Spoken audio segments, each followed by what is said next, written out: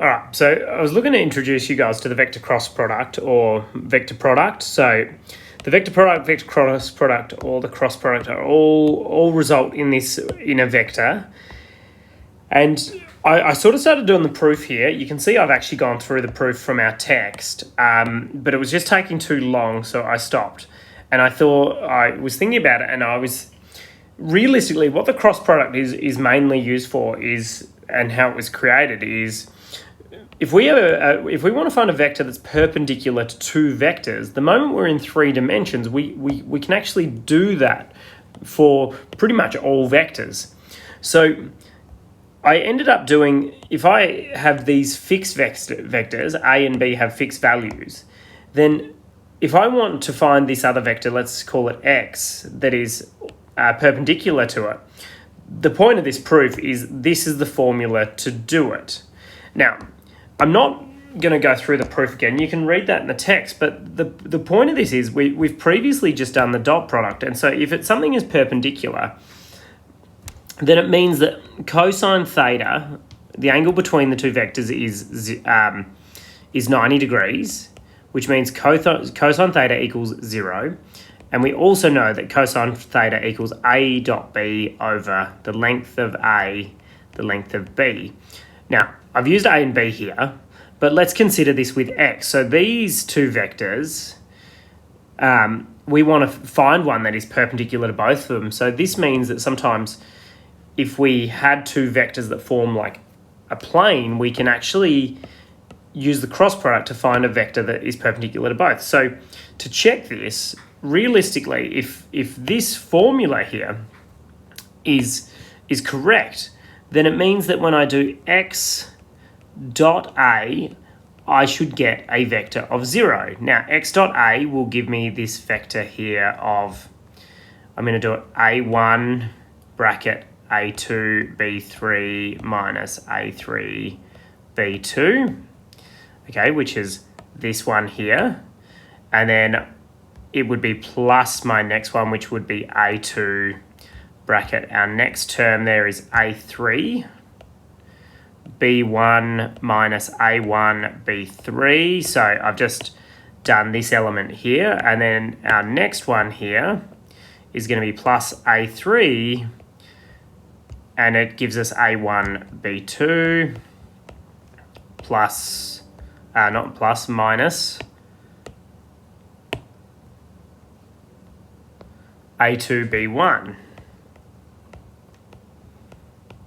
So at the moment, they don't cancel out in the form they're in, but if we expand these out, let's just do that. We're going to get A1, A2, B3 minus A1, A3, B2 plus A2, A3, B1 minus A1, A2, B3. Cool. We should straight off the bat, well, not straight off the bat, but that and that cancels straight away. Actually, I'll use highlighters for these just so that cancels with that, which is good. So let's keep going. So our next one here is plus A2, A3. Have we got that yet? We don't. So this next one is A1, A3, B2. And you'll notice I'm doing the subscripts in order because it makes it easier to count A2, A3, B1. So A2, A3, B1 is, let's change to pink, A2, A3, B1 positive and negative. And then the next one here, A1, A3, B2, A1, A3, B2. Therefore, these would all cancel out. We would equal 0. Now, if I do this with B, I'm going to end up with exactly the same thing. So that's the main benefit of the cross product. Now, at the moment, we've got this huge formula that's hard to remember. And we don't want to be remembering that formula because it's actually not very beneficial to us. So let's get down to, we've got an example down the bottom here where we're finding the cross product of B cross C here. So what I want you to do, and copy this method because you'll find it significantly easier, is we're going to just draw up these lines. Now these are not, this is just sort of, actually let me just turn this I'm just trying to think of the way. We'll follow the textbook here. So we've got I, negative j, k. Now, this is the way I learned to do it, and it's not quite like the text, but the idea being that we go positive, negative, positive, okay? Now, the next step here is I'm going to put my values in here. So I'm going to do it as A1, A2, A3, B1, B2, B3. And now I'm just going to duplicate this because we will use this. Oh, paste. Let's just move that to the left. And we'll paste a second one just here. Now, in this space, I'm going to just get rid of these numbers here. We're going to put our vectors in for this. So we're doing B cross C. So we're going to put B in first. So 1, 2, and 3. This is vector B. And so I will even highlight that with that. And then we've got 2, 0, and 4. And we'll highlight that with that. Now, the next step's a little bit, so we're going to do B cross C. And what this is going to equal is we've got positive I. So we're going to do positive I here. And then negative j, I'll just do negative j here. Usually we'll put it in front of the determinant, and then plus, we've got k there.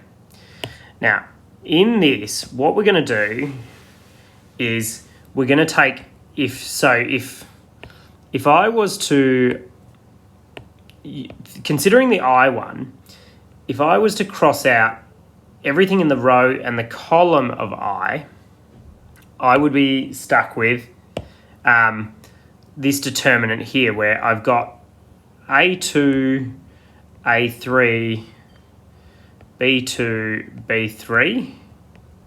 Okay, I'm now going to get rid of these lines, and now I'm going to consider the J one. If I consider J, I move these lines here, and you can see I've got this here. So now, instead of doing the plus and the negative next to the J, we'll move the J, the negative from the J, and we'll put it at the front here because it's just going to be negative, like multiplied by a constant. And you can see the bits that are exposed here are these two little units here. So I've got A1, A3, B1, B3, and then let's finish this off.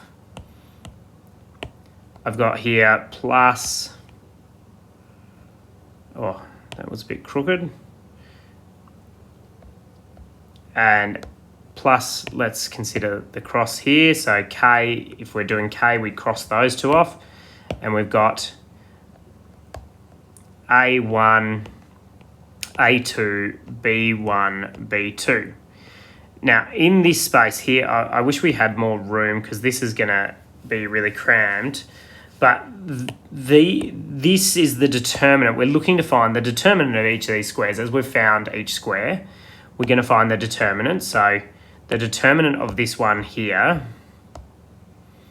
I'm just going to slide everything up a touch. The determinant, if we remember it, is B3. So it was these two multiplied together minus these two multiplied together. So in this space here, we're going to have A2, B3 minus A3, B2.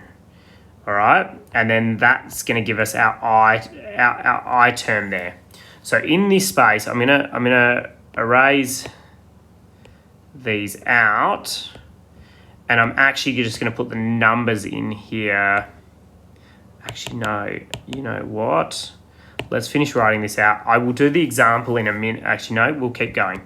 Minus A1, B3 minus A3, B1, bracket J, and then plus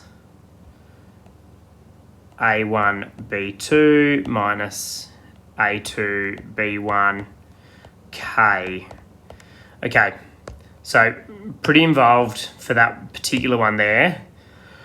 All right, now we're going to do it with the example now. So let's just consider this next step here. So B, C, I'm just going to do B cross C. I'm going to have to, I'll change my notes a bit later, but let's just keep going here. So we've got this here equals 1, 2, 3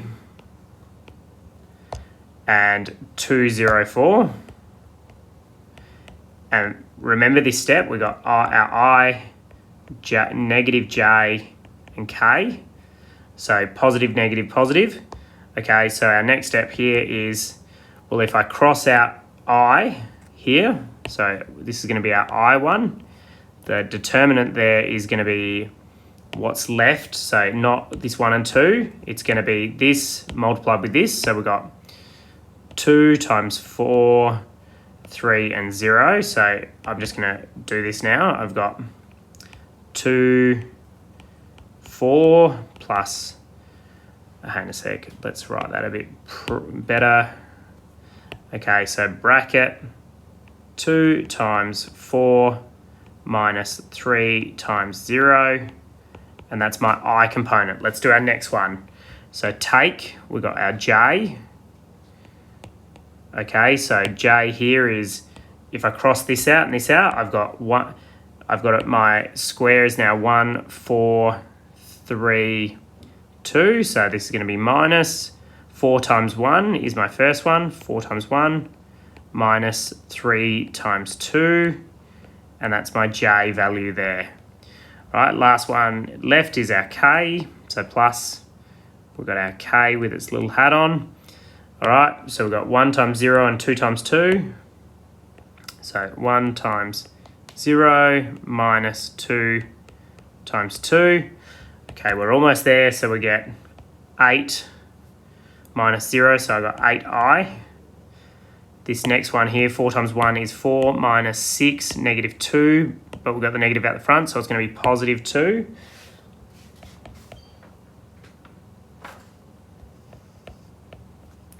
And then K is going to be negative 4. K, and that's from 1 times 0, 0 is take that.